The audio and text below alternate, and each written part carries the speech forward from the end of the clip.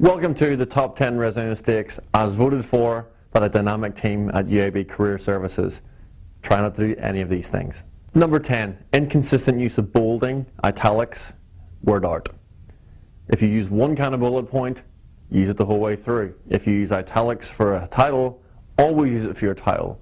So formatically, don't be inconsistent with the use of your bolding, italics, and things of that nature. Number 9, just saying what you did, not how well you did it. Very often, people will just say what they did, but they won't go into why they were good at it, why they were successful. The people who get called for interview are those that say how good they were, not just what they did.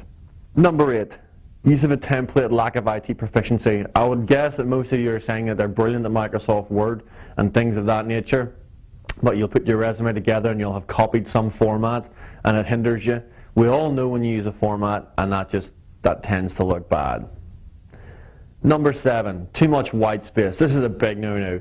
A lot of times people will only put 2 words to describe 5 years of their experience, and there'll be just tons of white space left on the page. Nothing looks worse than too much white space. Don't do that. That's bad. Number 6, too many jobs listed.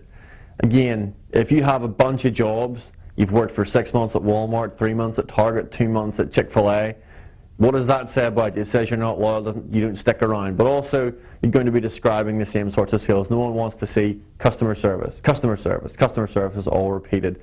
So, too many jobs listed is one of the very quickest ways to get pulled out of a job application. Number 5, overly elaborate use of font, graphics, pictures, things like that.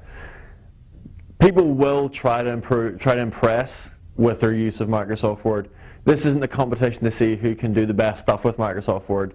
That's for a graphic design class, not for a resume. So you keep it nice, neat, to the point. Don't go to town on Microsoft Word. That'll be a bad thing to do. Number 4, overly personal information included. Don't tell me that you almost died in a car wreck. We don't need to know this. Often people will say, 2 years didn't work because I had an illness and I had gangrene in my left foot. If you ever get to interview, amazingly, people are going to be looking for where your left foot is. Don't do that. Number 3, too much irrelevant information. Only include information that's relevant to the job that you're applying for. You should be having 1 page only, and so if you've got irrelevant information in there, it's going to make it 2 pages and so forth. So you want to avoid putting irrelevant information on the resume. Number 2, writing in paragraphs. People will only spend 10 to 15 seconds looking at your resume, so if you're writing in paragraphs, then they're just not going to get the information. That'll go into the trash can almost instantly if you have a resume that writes in paragraphs. So even though you want to have a nice essay written to describe all the wonderful things you did in your position, no one's going to read it. And finally, and unsurprisingly, number 1, spelling and grammar mistakes. People who trust spell check and grammar and for things like that, don't do it. Yeah. You'd be amazed at how many resumes I see where people are perusing a degree, not pursuing one.